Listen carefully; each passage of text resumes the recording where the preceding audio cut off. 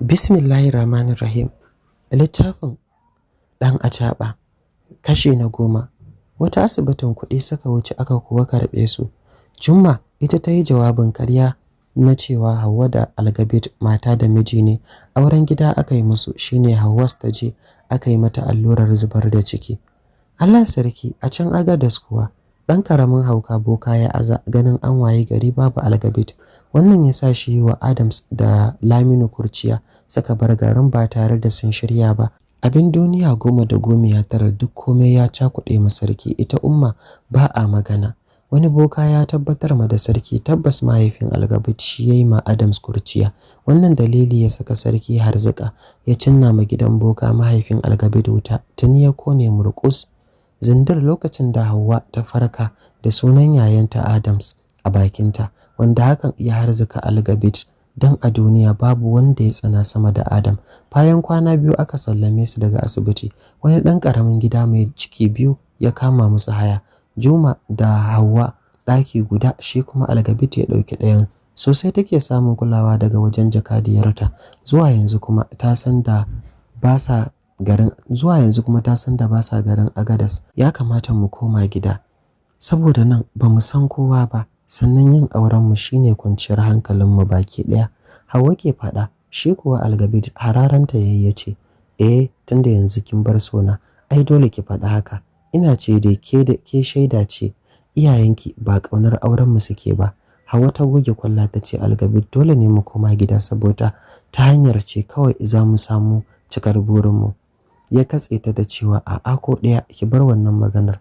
In dai aure ne tuni na samu wanda za su ɗaura mana shi, yanzu haka zaman jiransa nake. Bai ko rufe bakinsa ba, maluman suka yi sallama.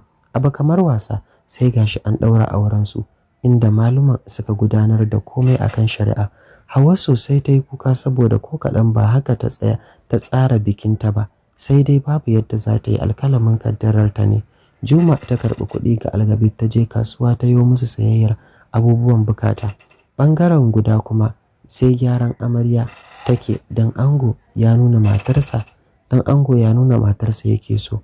Gana Accra, bayan Allah biyu zaune suke kusa da wata mata mai sana'a sayar da dambu. Tun zuwansu take lura da su, amma sai ta share ganin ba su da niyyar tashi ya saka da tambaye su, dan Allah na ce ko lafiya, tun ɗazu kuke nan kuma kun ki sayan komai. Laminu ya kalle ta ya ce, mama ba mu san kowa a nan garin ba, mu ma wayar gari muka gamma a nan. Mama mai dambu ta waro ido ta ce, to ina ne gidanku? Mu ma ba mu sani ba, dan Allah su waye mu? Wannan karan Adam ne ya yi maganar. Fatima da ke kusa da mahaifiyarta, dan ita take taya ta sana'ar, bushewa ta yi da dariya kafin ta ce, wai dan Allah me sunanka? Amadu. Wata dariyar ta kuma yi kafin ta ce, sunan kuwa ya dace da kai, amma dan Allah wace iriyar kwaya kuka sha? Tsawar da mama ta yi mata ne ya saka ta yin shiru. Shi kuwa Adams wani abu ne ya ji ya ciki zuciyarsa a kallon farko da ya yi wa Fatima. Mama mai dambu ya ce ga wani babban malami da ke can Maraɗi, jamhuriyar Nijar, aure ne ya kawo ta Ghana. Ganin yanayin su Laminu kawai ya isa ya tabbatar ma mutum ba sa cikin hayyacinsu. Dambu ta zuba musu suka ci kafin ta fara yi musu 'yan tambayoyi, sai dai wasu su ba ta amsa, wasu kuma su yi shiru. A kwana a tashi suka yi sabo sosai. Su Adams tuni sun fara sana'ar sayar da bola. Soyayya tsakanin shi da Fatima ta kullu, wacce har yanzu da Ahmadu take kiransa duk da ta san sunansa na gaskiya Adams. Mama mai dambu ba ta da matsala, don irin matan nan ne wanda ɗaukar duniya ba ta dame su ba. Sana'ar sayar da bola ta saka su Adams zagaye kasashe da dama. Tuni an yi auren Fatima da Adam, yanzu haka sun bar garin Ghana suna Nijar a Maraɗi. Sosai Fatima ta ji daɗin ganin ta kusan dangin mahaifiyarta. A kullum kakanta sai ya aikowa da Adams rubutu da ruwan addu'o'i. A sannu sihirin jikinsa ya fara warwarewa, ya samu kansa. A nan ne yake baiwa Fatima dukkanin labarinsa. Ta yi kuka sosai tare da basu shawarar ya kamata ya tafi can Agadas, amma yake tafiya ya ce ba yanzu ba. Laminu ma a sannu ya dawo Nijar da zama, shi ma ya samu matsalar aure, shi ma ya samu matar aurensa.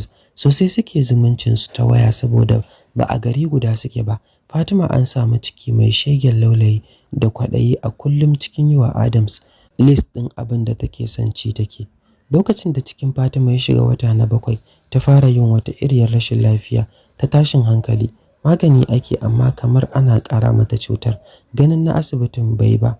Malamin wanda ya kasance kakanta ya fara yi mata magani, nan fa wani abin mamaki ya faru. Bayyanar aljana a jikinta. Sai aka yi da gaske sannan ta rabu da ita. Cikin Fatima na shiga watan haihuwa ta sunkuto ɗanta namiji wanda yake chocolate ko irin hasken nan na jarirai bai yi ba. Adams ya yi masa huɗuba da sunan Bashir, wato sunan mahaifinsa. A ranar kuma ya zubda hawaye sosai saboda tuna kanwarsa Hauwa, wacce a kullum cikin rigima suke, kowannensu na cewa shi zai yi wa sarki takwara. An yi biki daidai gwargwado. Bangaren Adams, Laminu ne kawai ya zo bikin, sai matarsa tunda bai da wasu dangi. A haka suka fara renon Bashir har ya fara yin tafiya. Har izuwa wannan lokacin kuma Fatima bata bar yi wa Adams maganar zuwa Agadas ba. Amsa guda yake bata da sauran lokaci.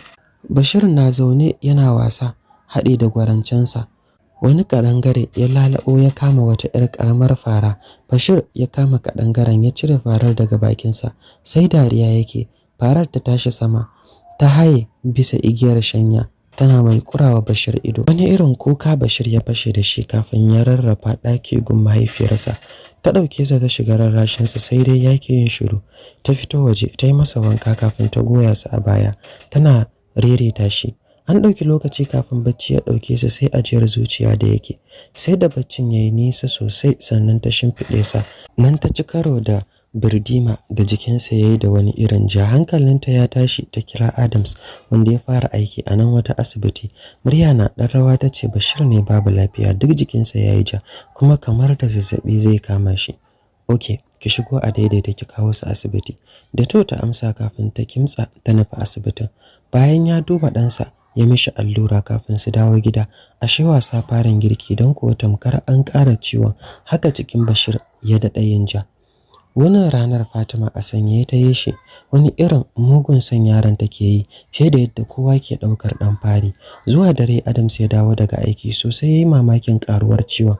Me yasa baki gaya min ba? Duba ki ga yadda ya galabaita, cewar Adams yana duban Bashir wanda duk yayi yaushi, kukan ma yanzu ko yayi bai fita. Na ce ko dai mu kai sa gun baba malam, sai nake ganin abin kamar ba na asibiti bane. Fatima da faɗa tana shirin fashewa da kuka. Adams irin mutanen nan ne wanda ba sa son camfi, amma ganin halin da Fatima ta shiga ya saka shi yarda suka tafi. Baba malam ya ɗauki Bashir ya saka sa cikin wata katuwar ƙwarya, ya fara yi masa wanka. Kuka ya shiga yana halbe-halben kafa. Baba malam zufa ta karyo masa, cikin muryarsa ta tsoffi ya ce baiwar Allah, me haɗinki da jaririn nan? Ba kya tausayin shi kasancewarsa yaro? Ya cece ni ne sai kuma ya matse min ciki, ni kuma na ji haushi na rama. Muryar wata 'yar matashiyar yarinya ta faɗa tare da basa labarin yadda abin ya faru. Malam ya shafi kan Bashir ya ce ayya, ai shi yaro ne, bai san yayi hakan ba. Ki fita daga jikinsa. Ba zan fita ba, ina son zama cikin jikinsa ne. Me sunanki? Malam ya tambaya. Ta ba su amsa da Abrar, ya ga sarki Nurin. Jin furucinta ya saka baba malam yin murmushi. Kafin ya fara karatu nan fa Abrar ta fara kuka saboda jikinta da yake salewa, sai kuka take tana cewa ba za ta cutar da Bashir ba, amma san malam bai saurare ta ba har sai da ya cire ta. Wani baccin wahala ya ɗauki Bashir. Malam ya bada wani magani da za a shafa masa, sannan suka dawo gida. Adams ya shafa fuskar Bashir ya ce yaro na, ina so ka kasance babban malami kamar dai baba malam. Insha Allah zan saka ka a makarantar Islamiyya da zarar ka iya magana boko kuma ba sosai ba. Fatima ta yi murmushi ta ce Allah ya yarda, ni ma zan so haka, ko dan saboda wani babban dalili. Ina yawan yin wani mafarki wanda nake hango Bashir a wani babban matsayi na musamman.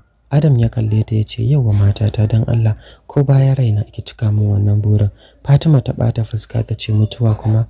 Ni dai dan Allah ka bar kiran min ita, saboda ba zan iya jurar rashin ka ba. Ya lakace mata hanci ya ce nan da zarar na mutu da kin gama takaba zaki fara yin kitso da lalle na jawo hankalin jawaru. Ta fara buga kafafu tana mai masa dukan wasa a kirji ta ce Allah ya kiyaye min har abadan abada, ba zan taɓa yin kwanciya da wani namiji ba idan ba kai ba. Tamkar dirar mashi haka ya ji saukar furucinta a ƙahon zuciyarsa. Ya janyo ta yana kallon ta cikin ido ya ce, kin tabbata? Ta gyaɗa kai ya ce, ni ma har abada ba zan yi maki kishiya ba. Ta yi dariya ta ce, Allah ya sa wannan jarabar taka za ta iya barinka ka zauna da ni ɗaya tal. Ya matse gefen cikinta ya ce, na cika jaraba da gaske. Ta ɗan tura sa don ta ga idansa sun fara canza launi. Da sauri ya riko tare da cafkar bakinta. Suka sauke ajiyar zuciya a tare. Ya fara lalubarta yana yawo da hannuwansa ga dukkanin sassan jikinta. A hankali ya yi musu masauki kan gado kafin ya yi sama da rigarta. Manyan breast ɗinta da suka cika da madara ya fara tsotsa. Yana wasa da gabanta, ita kuwa sai wani mutsu-mutsu take. Don Allah kar ka shanye masa madara. Ban masa koko ba yau, Fatima ke faɗa tana ɗan ture kan Adams, amma ya ki sakin kan.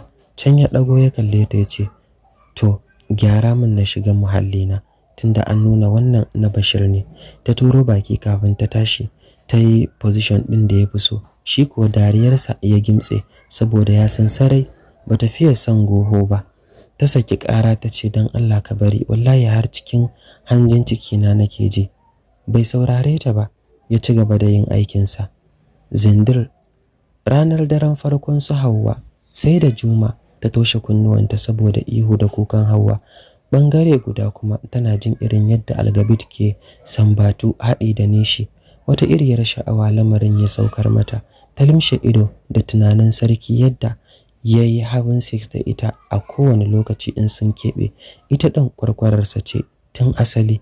Hauwa ce ta mayar da ita jakadiyarta, sannan kuma uwar ɗakinta. Ba ta ɓoye ma Juma komai dangane da rayuwarta. Algabit ya yi wani irin ihu wanda ya maido da Juma daga duniyar tunani. Abubuwan da take ji a yanzu ya tabbatar mata da shi ɗin jarumi ne, sannan yana son sex kamar yadda Hauwa ke bata labari. Shiru ne ya ratsa kafin can kamar minti 20 ta ji muryar Hauwa na ba su hakuri tana cewa ta gaji ko ina na jikinta ciwo yake yi mata. Can kuma kukan Hauwa ya yawaita yayin da Algabit ya fara ihunsa. Hakan ya tabbatar ma da Juma sun koma 2 second ne. Allah sarki, washe gari da kira Hauwa ta iya zama duk da kuwa yadda Juma ta gaza ta. Algabit kuwa an shiga cikin gari, wani katon gidan cace shiga, nan ya buga wasa ya cinye kusan 50,000. Hakan ya sa ya dawo gida da murna. Manyan kaji ya sayo wa Juma ta yi musu kalaci suka ci suka koshi kafin ya janye Hauwa ya kai ta kuryar ɗaki da sauri. Juma ta bar musu gidan tana istighfari. Ina dalili sai ka ce tantabaru kullum abu ɗaya. Insha Allah ba zan sake wuni a gidan nan ba. Na ga yaran nan so suke su jefa ni cikin wani hali. Ina zaman zamana. Ta ja tsaki kafin ta sayi gyada ta zauna a karkashin inuwar bishiya tana ci. Sai yamma Lis sannan ta koma gidan. A falo ta tarar da su Algabit ya rungume Hauwa, wani irin mugun so yake yi mata. Akan Hauwa zai iya kashe kowa ba tare da shakka ba. Juma ta wuce daki tana tunanin mafita, dan gaskiya ba za ta iya ci gaba da zama a nan ba. Tana son ganin sarki a kusa da ita, duk da dai ba kullum yake kusantar ta ba. A kwana a tashi babu wuya gun Allah. Cikin Juma ya tsufa, haihuwa ko yau ko gobe. Hauwa kullum burinta bai wuce ta samu ciki ba, amma shiru. Da kuɗin da Algabit yake samowa gidan caca ya zuba mata kuɗin makaranta inda take karantar kwamfuta. Tuni ya sauya musu wani gida a yanzu. Bangaren Juma daban ya kewaye. Wajen yawon cacar Algabit ya haɗu da wani friend wanda kusan shine Algabit ɗin ke cinye kuɗin da ya ɗora burin Algabit na son yayi kuɗi. Ya saka friend ɗinsa jan ra'ayinsa. Bai wani ɓata lokaci ba ya shiga kungiyar Asoma, wacce ta shimfiɗe masa dokoki ciki har da yin luwaɗi da yin zina. Ya lafiyar kora balle an gama da bugu. Shiga kungiyar Asoma ta zame ma Algabit tamkar wanda aka ba lasisin fasikanci. Rana guda Allah kawai ya san iya 'yan mata da yake keta haddinsu. Da yawansu taimako suke zuwa nema gunsa, shi kuma ya shimfiɗa musu sharaɗin sai in sun yarda ya kwanta da su. Duk wacce bata amince ba sai dai a ji an tsinci gawarta. Cikin wannan yanayi Juma ta haifo ɗanta. Tun yana jariri Algabit ya kwallafa rai ga jinjirin sosai yake yi masa hidima. Ita kuwa Juma ta ɗauka saboda har yanzu bai da ɗan kansa ne. Yadda aka fara sama Algabit ido ya sa shi barin Zindir ya dawo garin Maraɗi da zama. Tuni dama ya gina katon gidansa Hauwa kullum cikin kukan rashin haihuwa take yi masa. A ƙarshe dai suka je asibiti aka ɗora ta bisa magani saboda taushin da mahaifarta ta yi.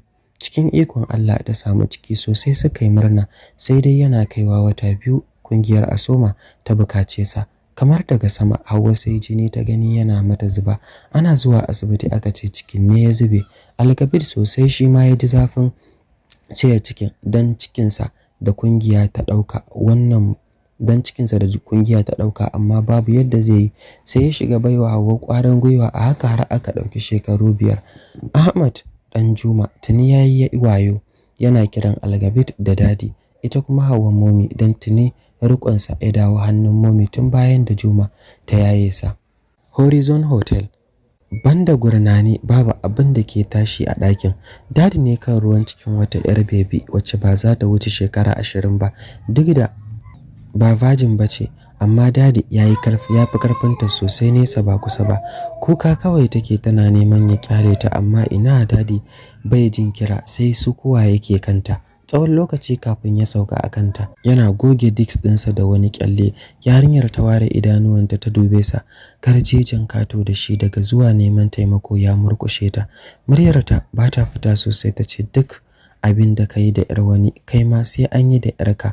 Wani naushi ya kai mata a bakinta kafin ya fara tsafata kamar walkiya. Yarinyar ta ɓace bat, wanda kuma demon ɗinsa ne suka ɗauke ta daga ɗakin. Tuki dadi yake, amma hankalinsa sam ya ki kwanciya, bai san ko me yasa ba. Yana shiga gida Ahmad ya rungume sa, bai jin sa daidai, hakan yasa bai dauke sa ba. Mummy ta karaso da murna falranta, tace Tarhanani, yau muna cikin farin ciki, Ahmad zai samu kanwa. Dazu naje asibiti aka ce ina dauke da ciki, kuma har scanning an yi min, ashe mace ce zan haifa. Zuciyar dadi ta buga, yana mai jin furucin Ramlat, yarinyar da yayi ma fyaɗe yanzu suna dawo masa akai. Tarhanani, yau ina cikin farin ciki, Mummy ta faɗa tana mai shigewa cikin jikinsa. Ya rungume ta gam, yana jin son su ita da ɗan cikin na bargo da tsokar tsakiyar kirjinsa. Damshin hawayenta suka jika rigarsa har ya ji ɗuminsu.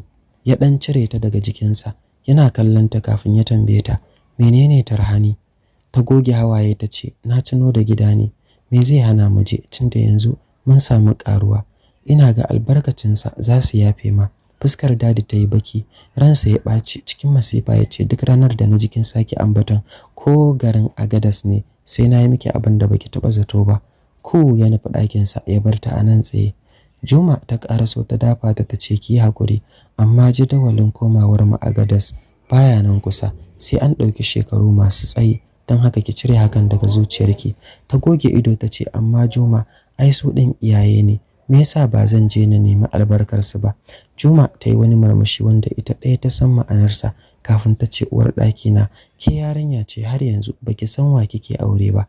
Zuwa Agadas daidai yake da fitar ruhinki, don haka in kina son rayuwarki ki cire wannan a ranki. Haba Juma, ya sake ce haka? Wannan san bai dace ba, cewar Mummy tana mai yin tafiyar ta ɗakin dadi. A zaune ta tarar da shi bakin bed, ƙugunsa ɗaure da tawul, alamun ya fito daga wanka ne. Ta zauna kusa da shi tana mai ɗora hannunta kan kafaɗarsa. Ta ce, masoyi, bishin ya isa haka, ka zo ka ci abinci, yau ni na girka ma da kaina. Ya sauke ajiyar zuciya ya dube ta, wani irin santa yake wanda baki ba zai taɓa iya furtawa ba.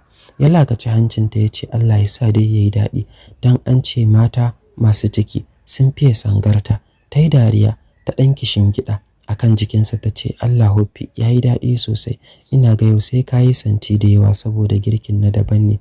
Ya zagaye kogunta ya ce, kenan har kin fi Juma iya girki? Amma kam na ji daɗi, ki ce gobe in gayyato abokai na su ci girkinki. Ta ɗago da sauri ta ce, kenan ka yi abokai? Na ji daɗi sosai mijina, shi ma yanzu yana da aboki, ba ma ɗaya ba da yawa. Kin fiye surutu Tarhani, zo ki shirya ni mu je mu ci abincin, yau akwai wani meeting da za mu yi, cewar dadi yana mai tashi ya nufi drawer. Mami ta isa gunsa, ta fara zaɓar masa kayan da zai sa maras nauyi. Tsaf ta shirya sa kafin su fito falo. Juma na zaune ta baiwa Ahmad abinci a baki. Dadi ya tsaye yana kallon yadda Ahmad ke lashe hannun Juma, sai ya ji wani kishi ya taso masa. duk kokarin hana kansa da yayi amma sai da ya tanka. Juma yanzu abinci kike basa da hannu babu cokali ne? Ta dago ta kalle sa. Sam yanzu ba ta iya karantar tunanin Algabet balle ta ga abin da ke cikin zuciyarsa. Shi yace na basa wai nayi masa irin na Babe. Ta bashi amsa cike da ladabi da kuma tsoronsa. Ya zo ya ɗauki Ahmad ya kai sa can table. Ya ce daga yau nan za ka riƙa zaunawa ka ci abinci ka ji ko? Ahmad ya gyaɗa kai ya ce to dadi. Shi kuma ya saki murmushi kafin ya ce wa Momi zo ki sai faɗin mu. Kamar jira take ta zuba masa abincin suka fara ce su biyu a plate ɗaya sai tambayoyi yake yi wa Ahmad game da makaranta. Juma ɗaki ta koma tana jin haushin yadda ake nuna mata iko ita da ɗanta zuwa can kuma ta sauke ajiyar zuciya tuna yadda suke son Ahmad kamar su suka haife sa. Allah sarki wannan kenan duka anan zan dakata sai mun haɗa a kashi na gaba domin jin ci gaban labarin mu huta lafiya.